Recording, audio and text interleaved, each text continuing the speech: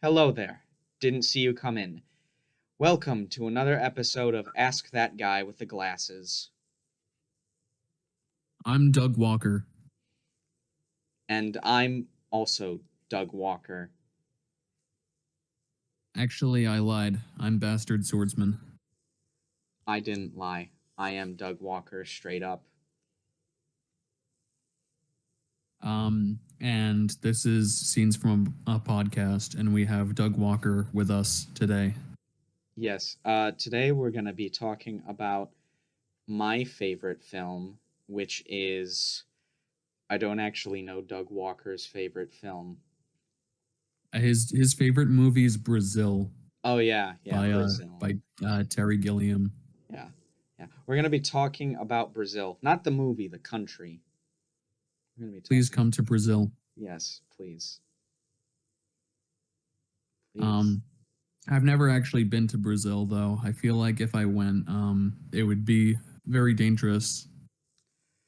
I mean, it depends on where you go. Like, the whole meme is, yeah, it's like a shitty place to live, but, like, I doubt you'll be seeing the really ghetto areas if you're favelas, which is what they call the ghetto.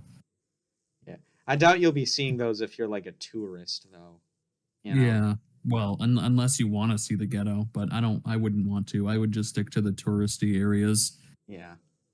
Although it wouldn't be first on my list of places to travel. I don't know. I'd like to see Japan and South Korea, maybe Taiwan, and a lot of Europe, like the UK, France, Germany, Spain, maybe, and Sweden, Norway, maybe a couple other places. Oh, the Netherlands. Also, I'd like to I would like to go to Malaysia, maybe. Oh, really? Yeah, Malaysia's like not really that bad apparently. It has a higher HDI than China, which is like basically the Human Development Index. Of course, that's not like the end all be all, but it's basically supposed to be like the overall quality of life, and apparently they have a higher rate than China. Well, I mean, I assume a lot of countries have a higher rate. And so does Thailand. Yeah. Well, China is like, one of the big three East Asian countries, along with like Korea and Japan. So, but yeah. I know China's, it's like I know it's like very advanced technologically, but I also know there's like they are a superpower, but also you wouldn't want to live there really, especially not as an American. Yeah, there's like a disparity between like who gets to live that prosperity, Yeah. Well, also same with India to an even greater degree, but yeah. Anyway, no, but India and China have some cool people, so don't want to put down the whole countries. You mentioned you wanted to go to Japan. Yeah, that's like the inner weeb in me, really, but also it's just I think it seems like a lovely country from what I've seen and heard. Yeah. I suddenly remembered like a story a mutual friend of ours told about their time to Japan. Oh, I think I know what you're gonna say. Yeah. So I'm gonna keep this person anonymous, but basically, this person who is I think bisexual, they went with her boyfriend, and they were like at a bar or something, and like an elderly Japanese man approached them and asked them in broken English, "Excuse me, are you gay?" And he answered yes. And then a younger Japanese man came up to the older one and started arguing with him about how rude he was. I mean, yeah, fair. I think the same would probably happen in the US if two foreign gay guys were at a bar and somebody asked, "Are you gay?" Yeah, no, it's not like a statement on like the country as a whole. I'm not one of those Japan haters or anything, but like I just think it's a really funny story. Yeah, Yeah. that's kind of how it is in most countries, though. I mean, of course, there are countries where being gay is legally punishable by death, but that's usually how it is. The older people are less accepting and more prejudiced towards gay people, and the younger people are more accepting, usually, Yeah. unless they're stupid. Yeah. My favorite kind of person is the never mind. Yeah, you were about to get canceled, huh? Yeah, I was gonna make a joke about like basically a closeted gay guy, and it was like it's not even funny enough to bring up. So Okay.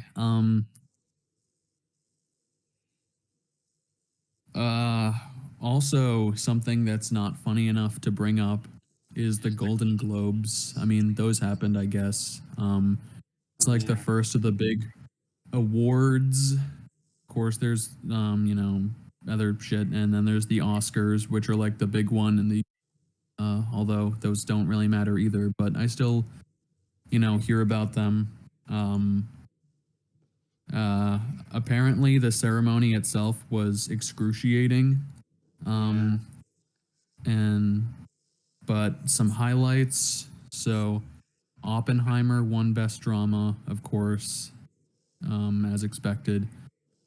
Poor Things, which I think I mentioned last episode, maybe because I saw that won Best Comedy, and fair enough, deserved. It was surprising that Barbie didn't win. Actually, Poor Things won over that, which it's a much weirder film, much more strange, very the concept is very weird and kind of inaccessible for most audiences, at least you would think.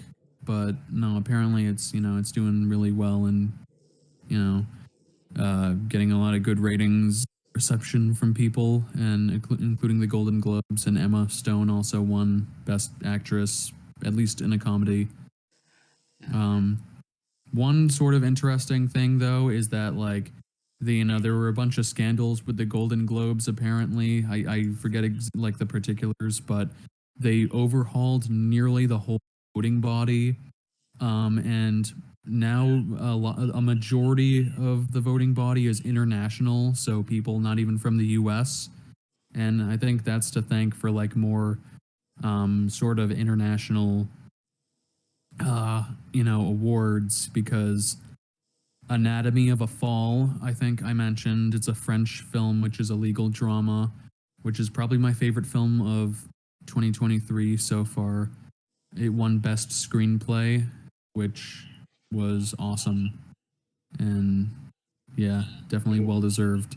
congratulations to Anatomy of a Fall for rising to the occasion. Yeah, and probably the biggest surprise was that Spider-Verse did not win Best Animated Film. I think that It was was Namoa or whatever it's called. what?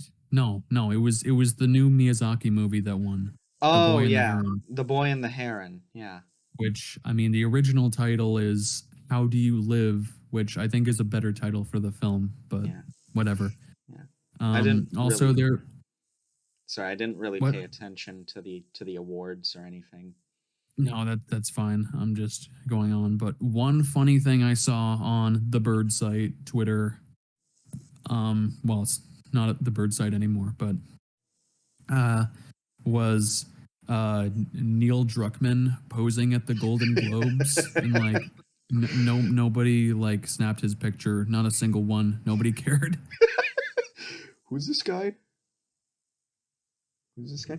No, but it's like it's not even like he's there for anything that's like relevant or new.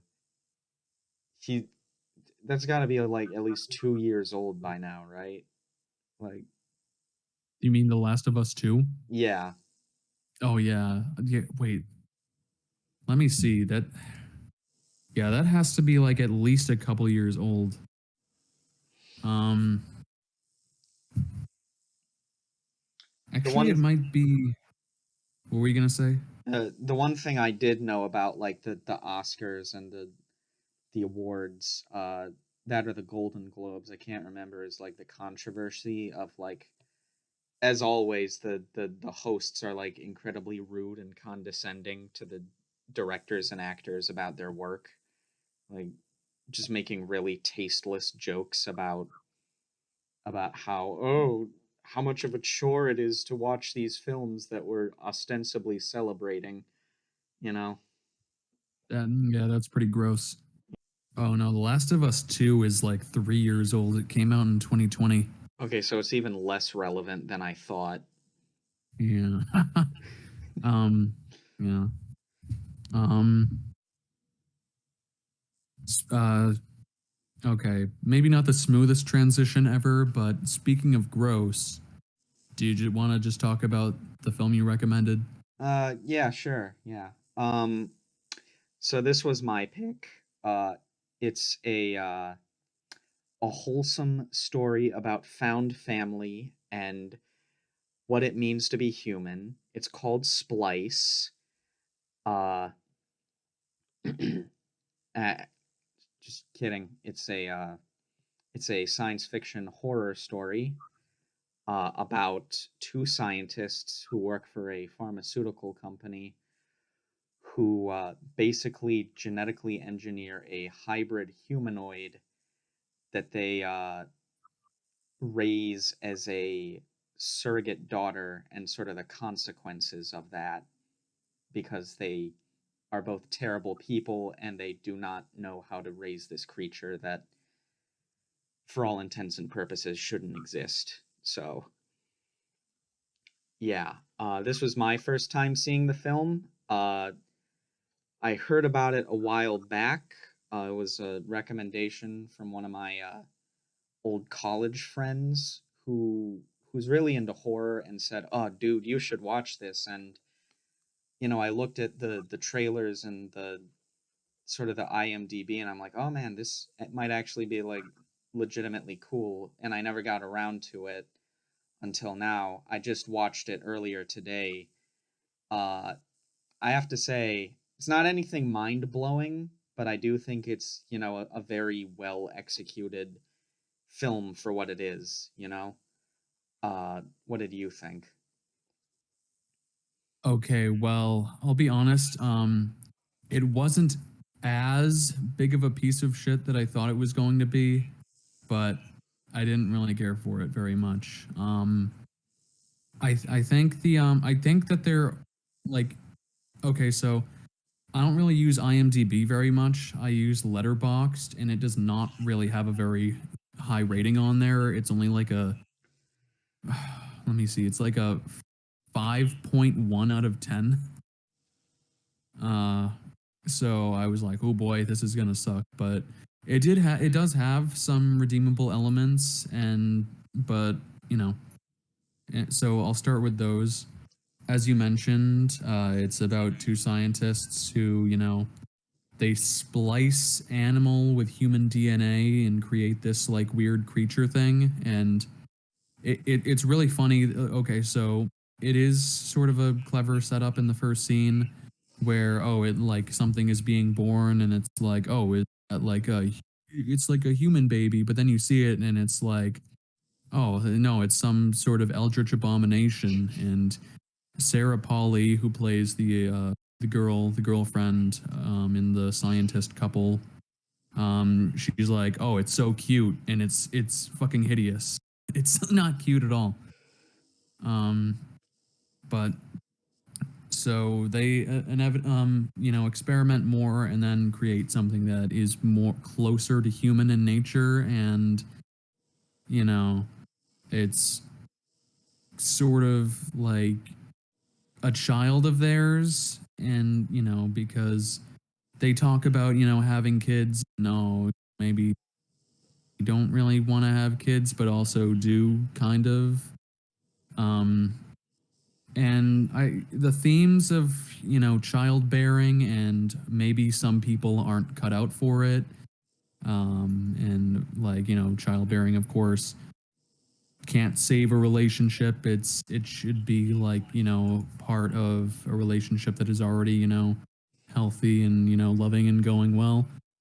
But I don't really think that the final act was very good, and that Yeah, that was the the sort of weakest like part of the film. yeah, the childbearing element sort of goes out the window for like a weird transgressive like Cronenbergian like sex type horror, and it's like what the fuck, Yeah. I mean, like as what, sorry. no, you finish. Sorry. Okay, I'll let you. I've been going on for a bit, so I'll shut up after this. But as a big fan of anime and Japanese media, recommended a few Japanese films. It's annoying seeing people say, "Oh, anime is so weird," and what WTF Japan, and then meanwhile in the West, this is the sort of shit we're like churning out. We're not like any less weird. Yeah. Yeah, I mean, fair is fair. We are pretty biased when it comes to Japan, but I can see where you're coming from with this film. Is it it is a very depressing movie, basically. I think you have to be in like a certain mindset to sort of like I don't mean to be condescending here. I'm just because I know this film like bombed when it initially came out, and I think people were sort of like pushed back by like just how unlikable all of the characters are. Uh, and it sort of I think gained. they might be a little too stupid for scientists, but I don't know. Uh, well, I mean, yeah, basically. That's you can argue that, but to me, it's like I looked at it from the lens of like it's a character study in like a science fiction setting, you know, and I love stuff like that because science fiction is like all about like human and human egos like relationship to knowledge and progress and how we sort of fumble it, and this is I think sort of in that ballpark of what I primarily want to see out of like a sci-fi horror film. uh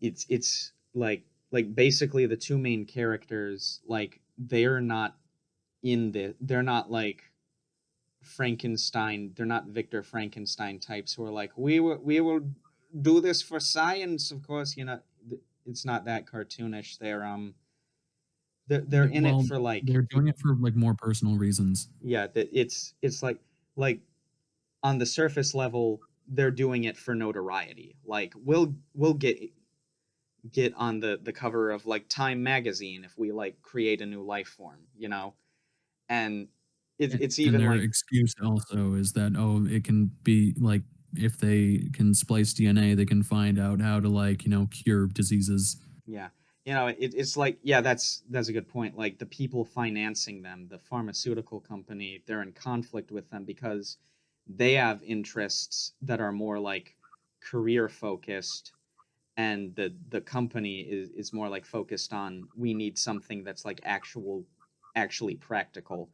We need like enzymes and cures for like diseases and stuff like that, and the Mhm. excuse is like, oh, new life forms will generate those things, but it's very clear that's just a front,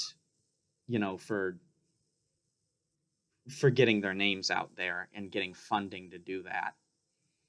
Yeah. It's I guess one of my problems is like how predictable the film is. Like it's very simplistic. It's not really anything too special. Like it's another story. Oh, like scientific hubris and people playing God by creating new life and fucking with the human genome or whatever the hell. Although it is good that they don't really spend too much time on the pseudoscience because it's obviously like not that believable. Yeah. Uh, It's I don't think the film is like delusional about the fact that it's very tropey, it's following a blueprint, sure. I think it's more so the style and the execution that save it for me, because you don't really see. I didn't really like the style either. Yeah. Uh was it what about it did you not like? I don't know. It's just kind of I don't know. Nothing about the cinematography stood out to me for the most part. Like it just felt like very bland in terms of blocking and character like camera angles and stuff. I don't know.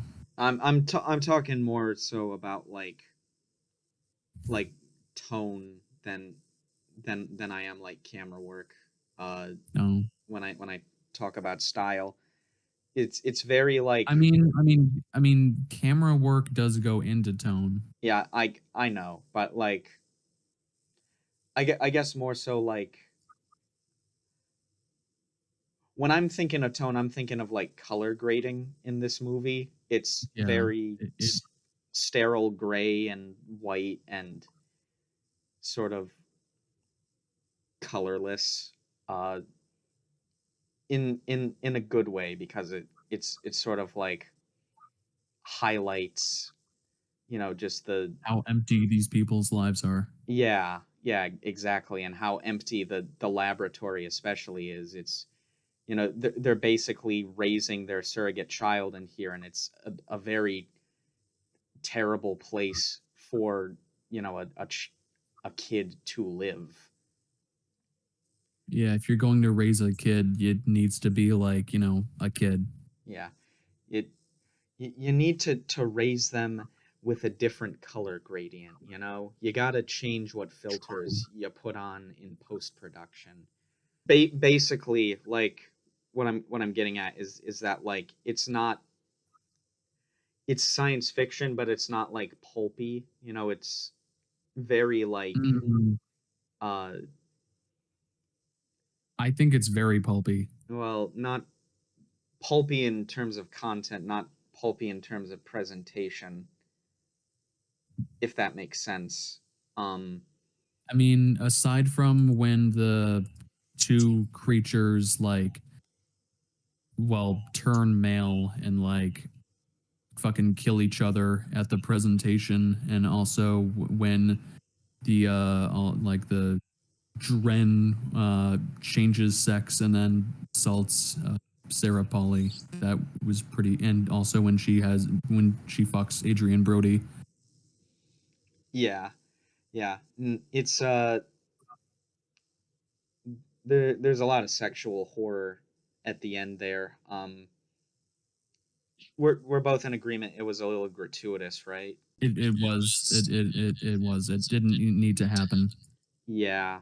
um No, and like of course it's just an unnecessary um assault scene, uh but also it's just stupid. yeah, Like it's foreshadowed because the creature, like it says, oh, the creature's turned from female to male, but like it's like such a goofy thing because I don't know if that happens in real life. Of course, like fetuses are born male, but some or no are born. You know what? I'm gonna sound really stupid, so I'm not gonna continue that. But it was just a really stupid plot point, and like yeah. it was foreshadowed, I guess, but that doesn't make it less stupid. And thematically, it doesn't really fit any point. Like, oh yeah, like the trials of childbirth. Like, oh, don't you just hate it when your daughter turns into into a guy and then tries to sexually assault you? Yeah, I mean, I think like to me it's primarily like the sexual assault aspect of it that I take issue with, just because it was like felt really tasteless to me to go down that route. It was Yeah, tasteless. yeah, but I mean I know there are some animals that can like change sex. Uh Clownfish, I think some kind of toads can do it too. So I can Mm, suspend my disbelief that like a made up hybrid creature can like change sex too. Uh, mhm. I think so, more so like the idea there uh is that like most of the film is spent like going back and forth between humanizing Dren and sort of like emphasizing alien animalistic things about her that are hard for the parents to deal with and hard for I them. mean, she is like an animal. Yeah, yeah, it's uncanny valley both in appearance but also in mentality, because she's got a human brain but it's not quite human. She like at one point run. That's that's the tagline. I think, or one of the taglines. She's like, let me see. Yeah, Yeah, she's not human, not entirely, is one of the taglines. yeah, a bit on the nose, but whatever, it's promo stuff, you know. Okay, so I just like I thought that was very interesting, like the idea of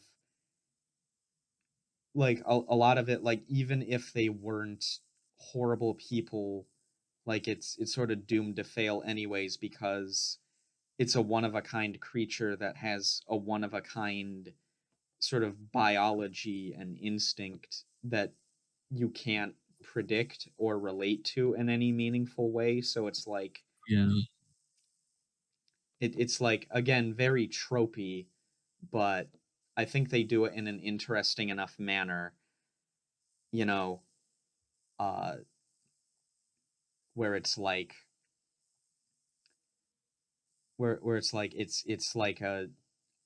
a fascinating sort of look at our own anxieties about like uh what's the word, transhumanism? No. transhumanism is like going beyond humanism. Yeah. Yeah, I guess. Yeah, I'm thinking of another thing. I just don't want to say hybrids, but genetic engineering in Chimera. general. Yeah, chimera. That's a good word. Uh, on the topic of like, the sexual stuff, I do think, the rape is gratuitous. Uh, I know the actress quit acting over it, or at least I think she did. Really? Yeah. Well, I Uh, know she doesn't act anymore, but I mean, I don't know. I wouldn't consider this a high point in my career yeah. unless I was in a bunch of really shitty movies. Um, but anyways, like the stuff with with like the Dren character and like I forget his name, the guy from Peter Jackson's King Kong, uh where it's like she sort of develops romantic feelings for her father figure because she's isolated from other men and she's not socialized correctly. I felt that was good. I thought that was like creepy enough. It it had something interesting to say about that whole situation that didn't just go for shock value. It's still unnerving, but it like has a point. Especially about that dude's character that he like basically goes along with like being with his adoptive daughter basically. You know, a very fucked up dude. Okay, so I looked it up, and Sarah Polley never officially quit acting. She just didn't hasn't acted since like 2010. Yeah. I know she said she's a screenwriter now primarily, right? Well, and a director. Yeah, yeah. Uh it's uh it's weird because I thought I could have seen her in like more recent works, but I guess I was thinking of like another actress who is like very similar, very similar face. Uh Mm, I'm rambling. it's not. Uh I want to say Elizabeth Moss, but they don't really look alike.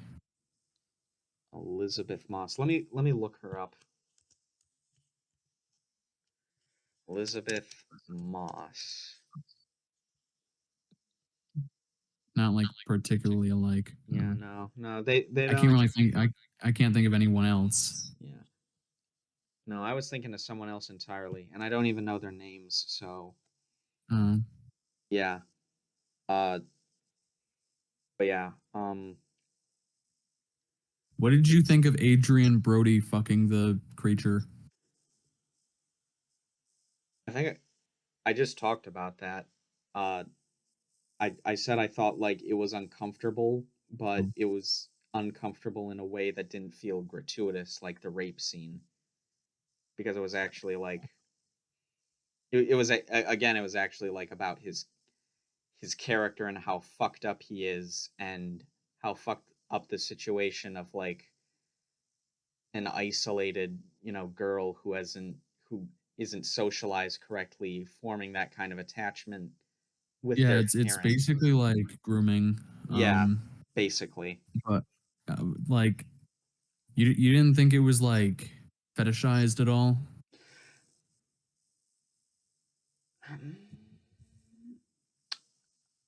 Maybe a little bit. Uh, I have to see it again. It's weird because it's like the Dren character is very uncanny valley. So it's like I think part of what makes it uncomfortable is the fact that like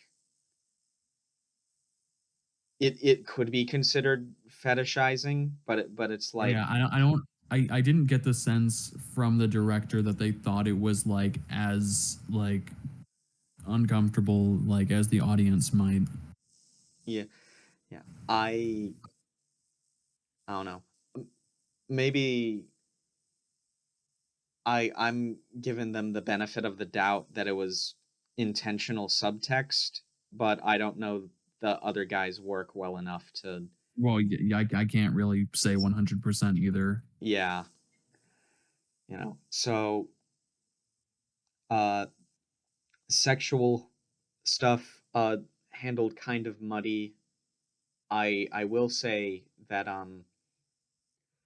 I do like sort of the creature designs in this movie. Not just the Dren character who has a lot of different designs throughout the movie, but there's also the two slugs, you know, that that sort of kill each other. Um, Yeah, those were CG, right? Like not practical. yeah, I I would think yeah maybe.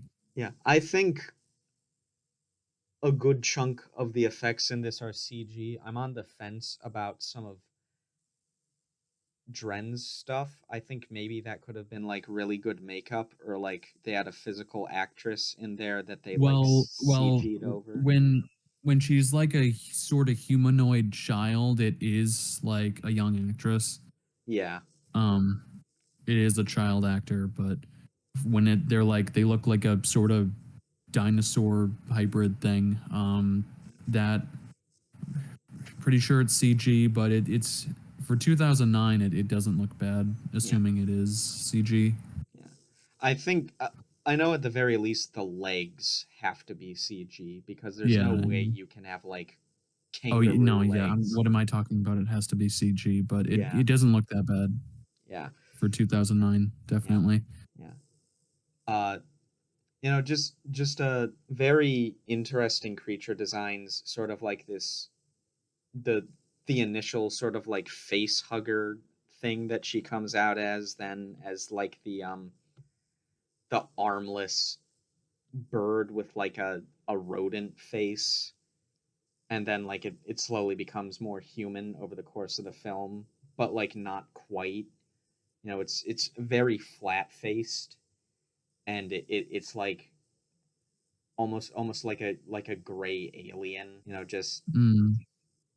I think it's very good at making it creepy and uncomfortable, because it's like it's sympathetic, but it also like there's also something about it that like triggers the fight or flight response. Weirdly enough, well, Adrian Brody at first definitely doesn't isn't like fond of it, but yeah, I don't know. Like Sarah Polly's just kind of being, I don't know, like she's kind of an idiot at first. Oh, I thought you were talking about the actors' views on the film, not the not the characters. Well, I don't really Yeah. remember their names. Yeah. I just see them as the actors. Yeah.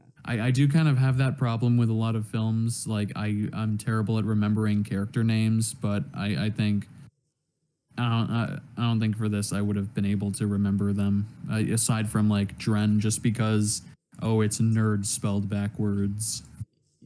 Dren, it's also like the only name that like stands out anyway, you know. Because it's like not a real name. Yeah. Um Um, but like it was funny hearing or seeing Sarah Polly say, "That's right, I'm a nerd." Like not even like get offended. yeah. Uh yeah. About her character Sarah Polly being like an idiot, you know, sort of Well, fifty I think fifty it's on really it. just like towards the beginning that Yeah. especially she is like just not as cautious as she should be. Yeah. It's like And it's then like Adrian Brody's like a massive idiot at the end, obviously, but yeah.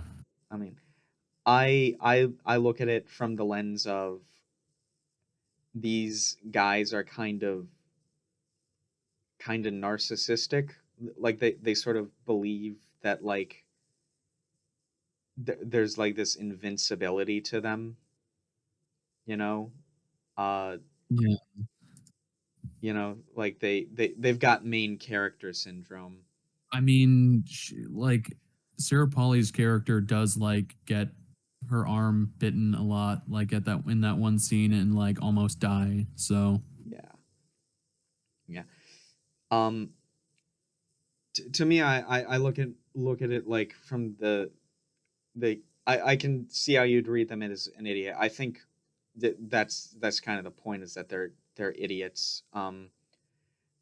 They're basically like so focused on this thing in their head of we're going to do this, and then and then we're gonna like get a bunch of press for it, that they don't like, that Sarah Polly's character especially doesn't like think through the consequences. She's like focused on the her wanted outcome, and sort of mm, working backwards to get there, without really considering the steps or the legality. Adrian Brody is basically just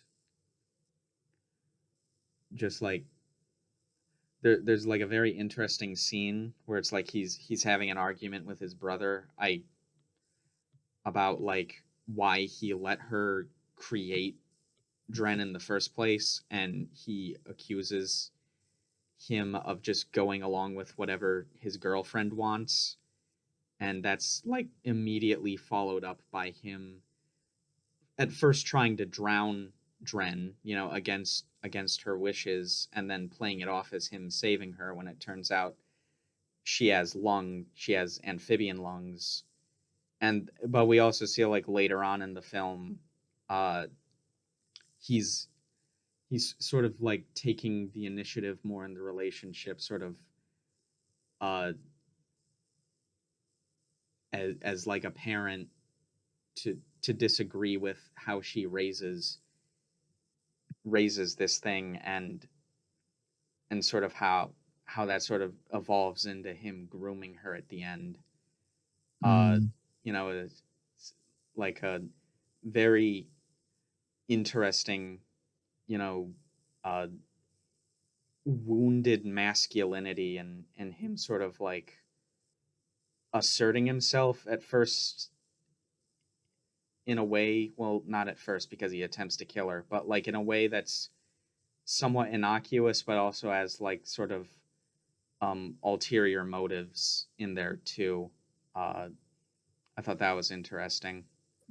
I guess the big problem for me is that like I mean, I don't know, like aside from the end, which I think is just not good at all. I don't I don't know. There's not really anything that really grips me or makes me go, "Ooh, this is like really interesting or has a big effect on me." Like I don't know. I guess like conceptually I can see why one would find it interesting, but I don't really like feel anything from it. I mean, I get it. Like again, like I'm more so like it's a bit too formulaic for you. Uh Yeah. yeah, I don't mind something being formulaic so long as it's like executed well, because Yeah.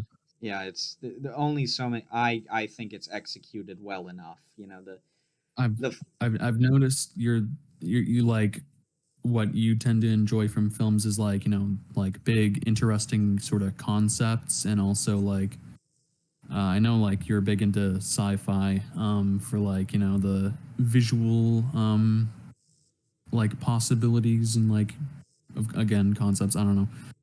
But like I tend to like look for more for the like emotional essence to a film. yeah. I mean, I still feel like even if you are going to have like a big like concept, like a sci-fi or a fantasy concept, there still has to be an emotional core to it. And Yeah. yeah, it just so happens that this film, the emotional core is it's all about terrible narcissistic parents, and Mm, how they like fuck up their kids and generational trauma and all that, which is, as far as like a Frankenstein's monster sort of story goes, I feel like that's pretty that's probably the best direction to go with it, the best angle to lean in on, especially for modern audiences. So mm, if it was just like something like this is the first thing that comes to mind, because superficially it has a similar concept, uh Jurassic World, where it's like we made a hybrid and it started fucking everything up, then yeah, I would say this movie is stupid and just leave it at that. But it's you know like a mix between Jurassic Park and The Shape of Water.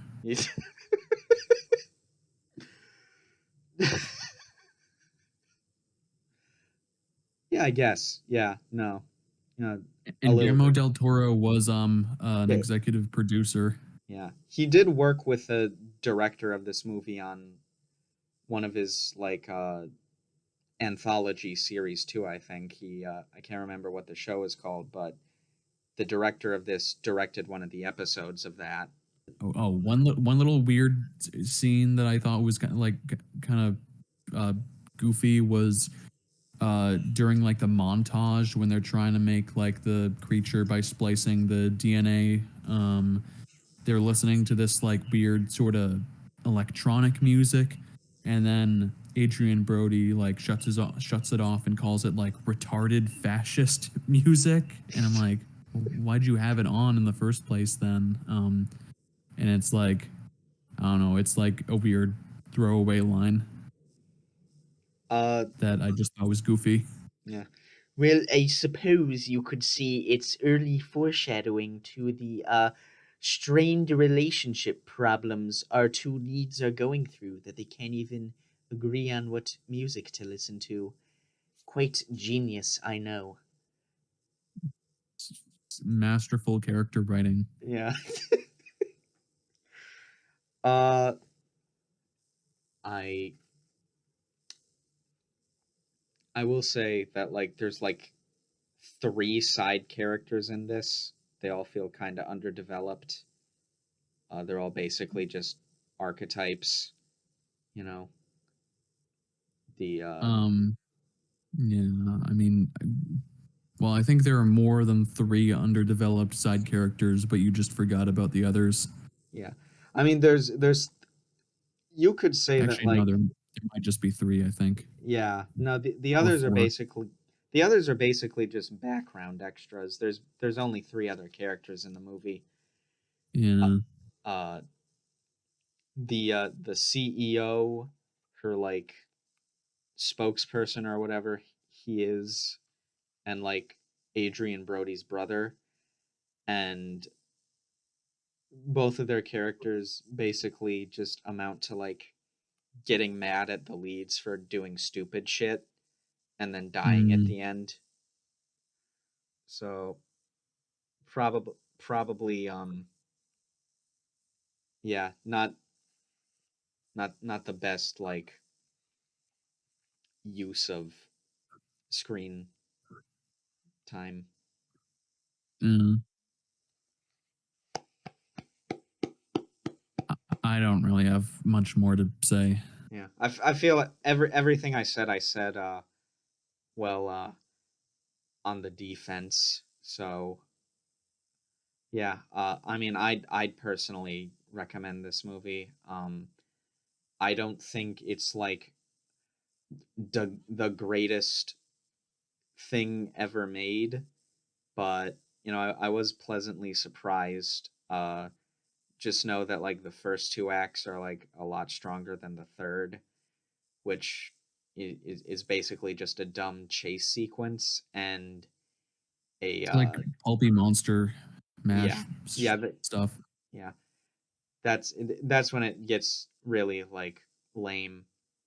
But you know, the bulk of the movie is about like the relationship drama and you know you know sort of like the the way this thing interacts with the world, you know. Mm. So yeah, that's where the strength of the movie lies.